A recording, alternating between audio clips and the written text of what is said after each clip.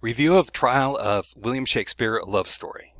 Hi, my name is Robert Boog, and my book is called The Trial of William Shakespeare, a Love Story,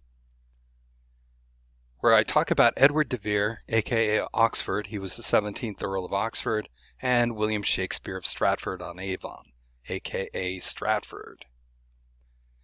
Now, isn't it a certainty that William Shakespeare of Stratford-on-Avon wrote the works attributed to William Shakespeare?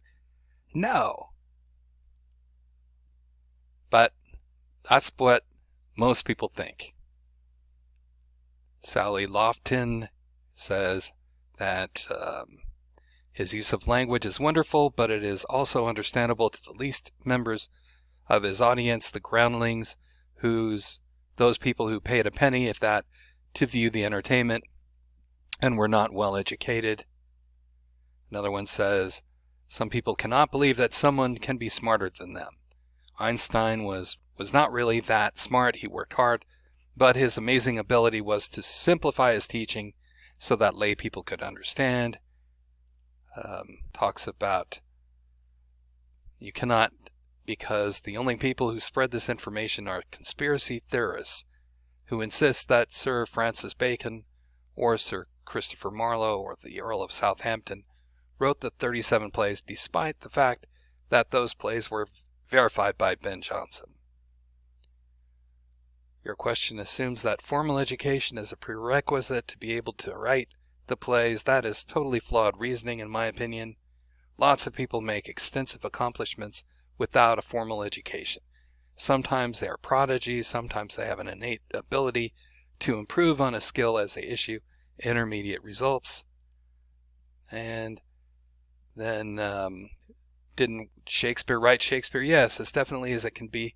Shy of the guy taking to YouTube and saying, for the love of Pete, I wrote the damn plays, my picture's in the book, my name is on it, my friends said it was me, my enemies said it was me, the official record said it was me, nobody ever said otherwise until I was dead for 2 centuries. I mean, seriously. But is there evidence that has been hiding in plain sight for over 400 years to prove he did not? What do you think? Well, that's what this book is about. So Sir Thomas Smith, he was the royal secretary for King Henry VIII, was Oxford's first tutor.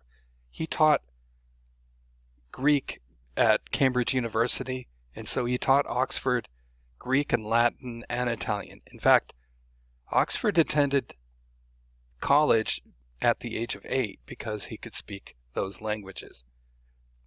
And those languages do not have 2 letters, Y and J. Smith also taught Oxford the Italic hand. If you notice here, G-H-I-J-K, well, this is actually an I, and there is no J. And in secretary hand, we have the H-I-J-K-L-M-N-O-P. And there's also a Y here, too. So this was the secretary hand that Stratford, a commoner, would have learned. So here is Edward de Vere's signature over here, and here's how he writes an I, and this is a J. Notice this lower loop with the J, while an I just has kind of a long flowing. And this word here is justice. See, it's spelled with an I. January has a long loop here. That's an I. I most humbly thank you. He also writes your here, and that's kind of weird. So January is spelled with a capital I. Instead of a U, he uses a W, which is kind of unusual. And justice here is spelled with the capital I. And there are 5 or 6 people like Sir Thomas Smith who also used this W instead of a U, and those people were all royals, not commoners. Now people ask, why is there no J in the Italian alphabet? Yeah, you look at the alphabet, it goes H-I-L-M-N-O-P. It's kind of weird, and the same thing with Q-R-S-T-U-V and then Z. So there's no Y, then no J. If there was no J in the Italian alphabet, then what letter would be used to replace it? It's the letter I. And if there was no Y in the Italian alphabet, then what letter would be used to replace it? It's the letter I. Now, I have accused Stratfordians of being intellectually lazy because they only take someone else's word for things. So I want you to think of a word that has a Y or a J in it. And then we can go to this website, shakespeareswords.com. So if we go there, one word is like I, E-Y-E. And if it's, see how he spells it? E-I-E. Here it's E-Y-E.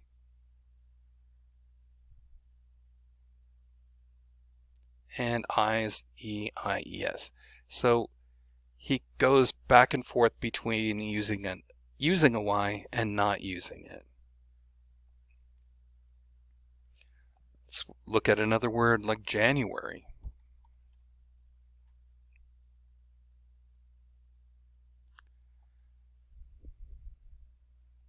Two results. Again, capital J is spelled with an I. There is a Y in the January. And this is what is interesting about Edward de Vere, is that he would go between these two. It's not all or nothing. How about Juliet? Juliet is always spelled with a capital I, and Giulietta would have been the Italian version of spelling Juliet. Again, was there a Y in secretary hand? Yes, most definitely. So we see it here. Now, Stephen Mays is a Shakespeare authority. He identified 20 poems written by Edward de Vere. Again, when you look at these spellings, here is the word away, decay, away, and pray. Again, if you go into shakespeareswords.com, if you do a search for away, we see it spelled away without the Y.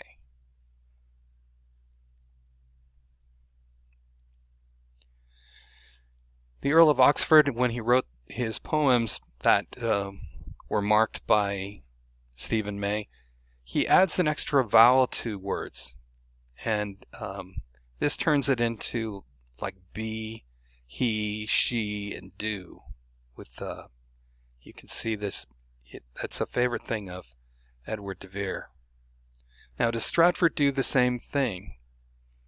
Well, here we can see a search for do, 418 results, a lot of do's. Sometimes you'll get, you have to correct some of these because he's spelling door or some other word with two O's in it. How about she? Again, 319 results, lots of she's. In the modern text, no, they get rid of that extra letter. So is there a reason for people to question whether Shakespeare wrote Shakespeare? Here is the review that it says, Boog's narrative excels in its meticulous attention to historical details and its ability to weave these facts into a compelling courtroom drama. And she gave me a 4-star review, which I had to ask her where it was. Whether you are a staunch believer in Shakespeare's authorship or open to alternative theories, this book offers a compelling and thought-provoking exploration of one of literature's most enduring mysteries. Here's what other people have said, very thought-provoking. I could not put it down. This is one crazy but entertaining book. But what might you say after reading it? That's what I'd like to know. I want to thank you for watching this, and that's it for now. And I'll see you on the next one.